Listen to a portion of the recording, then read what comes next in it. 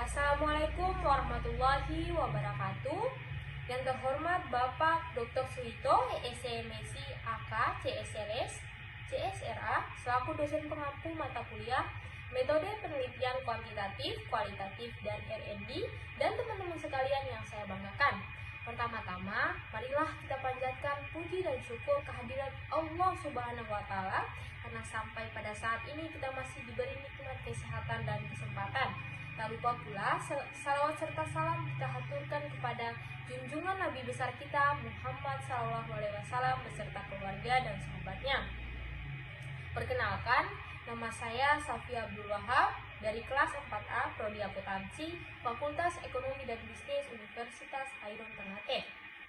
Untuk memenuhi tugas keempat pada mata kuliah Metode Penelitian Kuantitatif, Kualitatif, dan R&D, saya akan menjelaskan apa itu hermeneutika dan menjelaskan isi dari jurnal dengan metode pendekatan hermeneutika.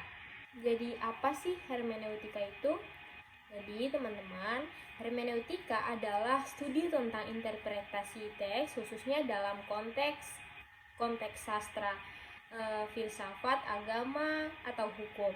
Ini mencakup metode dan teori untuk memahami dan menafsirkan teks, termasuk konteks historis, budaya, dan linguistik yang relevan.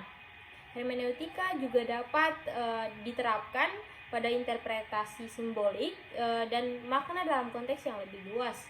Berikutnya ada beberapa konsep dan teori dalam hermeneutika yang dapat dianggap sebagai lanjutan atau pengembangan lebih lanjut dari pendekatan-pendekatan sebelumnya.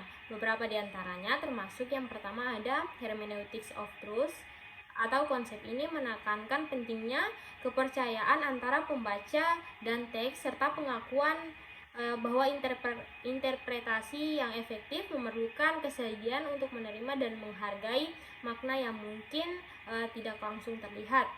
Yang kedua ada hermeneutics of suspicion and truth, atau pendekatan ini mencoba untuk menggabungkan elemen-elemen dari hermeneutika keraguan atau suspicion dan hermeneutika kepercayaan atau truth, mengakui bahwa keduanya dapat saling melengkapi dan dalam berproses interpretasi yang lebih komprehensif. Yang ketiga ada ethical hermeneutics yang mengacu pada pertimbangan etika dalam praktik interpretasi, termasuk tanggung jawab pembaca terhadap teks dan pemahaman yang lebih luas tentang komplikasi moral dan interpretasi yang dilakukan. Yang ketiga ada fenomenologi hermeneutics yang mengutamakan pengalaman subjektif individu untuk memahami makna teks dengan memperhatikan peran yang konteks dan situasi. Yang keempat ada Gadamerinian hermeneutics yang berfokus pada dialog dan pemahaman bersama antara pembaca dan teks dengan menekankan interpretasi sebagai proses yang dinamis dan terus berubah. Setiap pendekatan ini memberikan wawasan yang berbeda dalam memahami, menginterpretasikan teks dan fenomena komunikasi. Yang keempat ada hermeneutics of recognition. Teori ini menekankan pentingnya pengakuan atau recognition terhadap pengalaman, identitas, dan keberadaan yang berbeda dalam proses interpretasi dengan fokus pada dialog dan inklusi.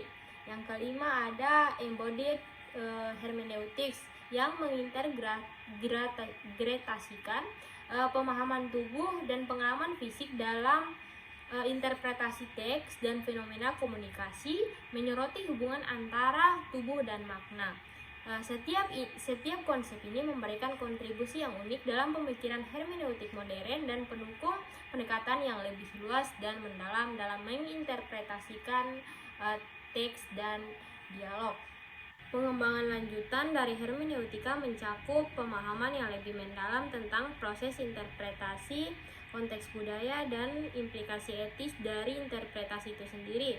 Beberapa aspek lanjutan dari hermeneutika meliputi kontekstualisasi makna, memahami bahwa makna suatu teks atau komunikasi tidak terlepas dari konteks historis, budaya, dan sosial di mana itu dihasilkan dari interpretasi. Yang kedua ada kritisme budaya, melibatkan evaluasi kritis terhadap struktur kekuasaan, nilai-nilai, dan ideologi yang mendasari teks atau pesan yang diinterpret.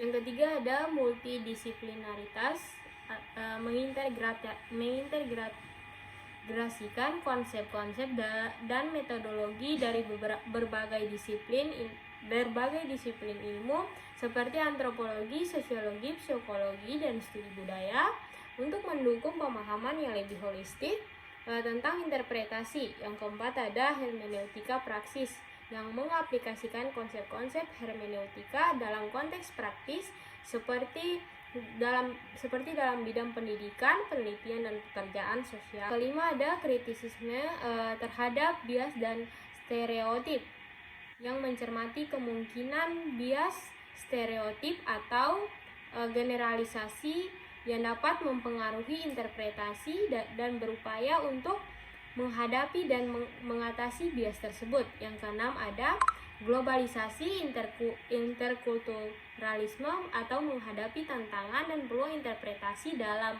era globalisasi dan interkulturalisme dengan menekankan dialog lintas budaya dan pengakuan terhadap keberagaman budaya yang perspektif. Dengan memperdalam pemahaman tentang aspek-aspek ini, hermeneutika dapat menjadi alat yang lebih kuat untuk memahami kompleksibilitas komunikasi dan realitas sosial yang beragam. Selanjutnya saya akan membahas jurnal dengan judul Hermeneutika sebagai Interpretasi Makna dalam Kajian Sastra.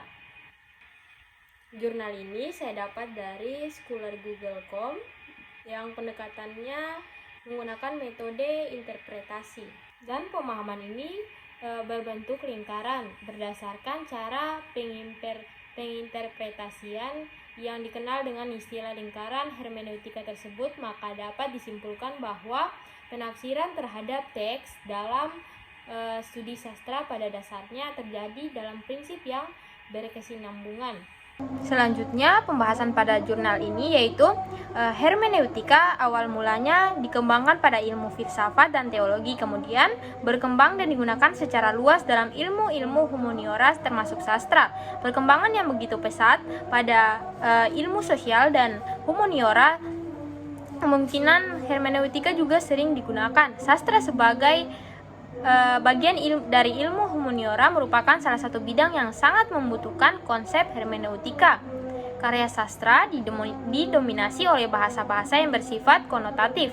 Untuk menggali makna konotatif dalam sebuah karya sastra, hermeneutika sangat berperan. Metode hermeneutika secara sederhana merupakan perpindahan fokus penafsiran dari makna literal atau makna bawaan sebuah teks kepada makna lain yang lebih dalam. Hermeneutika yang berkembang dalam interpretasi sastra sangat berkaitan dengan perkembangan pemikiran hermeneutika, terlihat terutama dalam sejarah filsafat dan teologi, karena pemikiran hermeneutika mula-mula muncul dalam dua bidang tersebut. Untuk memahami hermeneutika dalam interpretasi sastra diperlukan pemahaman sejarah hermeneutika, terutama mengenai tiga varian hermeneutika seperti yang dikemukakan Leverrier, hermeneutika tradisional, dialektik, dan ontologis yang telah dijelaskan lebih dahulu dalam varian hermeneutika. Melalui pemahaman tiga varian hermeneutika tersebut akan lebih memungkinkan adanya pemahaman yang membadai tentang hermeneutika dalam menginterpretasi sastra. Ketika sebuah teks sastra dibaca seseorang, disadari atau tidak akan memunculkan interpretasi terhadap teks tersebut. Membicarakan teks tidak pernah terlepas dari unsur bahasa. Heidegger menyebutkan bahasa adalah dimensi kehidupan yang bergerak memungkinkan terciptanya dunia. Sejak awal, bahasa mempunyai eksistensi tersendiri yang ada di dalamnya. Manusia turut berpartisipasi. Senada dengan hal itu, Habermas dalam Kalian 2002 halaman 221 sampai 222 berpendapat bahwa bahasa merupakan unsur fundamental dalam hermeneutika. Analisis dilakukan melalui hubungan simbol-simbol, dan simbol tersebut adalah simbol dari fakta. Tidak akan terwujud suatu bahasa yang hanya merupakan serangkaian bunyi yang tidak bermakna. Oleh karena itu, bermakna itulah maka sistem simbol itu disebut bahasa. Analisis fakta dilakukan melalui analisis hubungan antar simbol dalam bahasa. Friedrich Schleiermacher berpendapat bahwa semua karya, baik berupa dokumen hukum atau karya sastra, pada hakikatnya sama, yaitu pemahaman. Hermeneutik dalam hal ini merupakan seni untuk memahami karya itu. Pemahaman merupakan rekonstruksi yang bertolak dari ekspresi yang telah diungkapkan dan mengarah kembali ke suasana kejiwaan tempat ekspresi tersebut diungkapkan.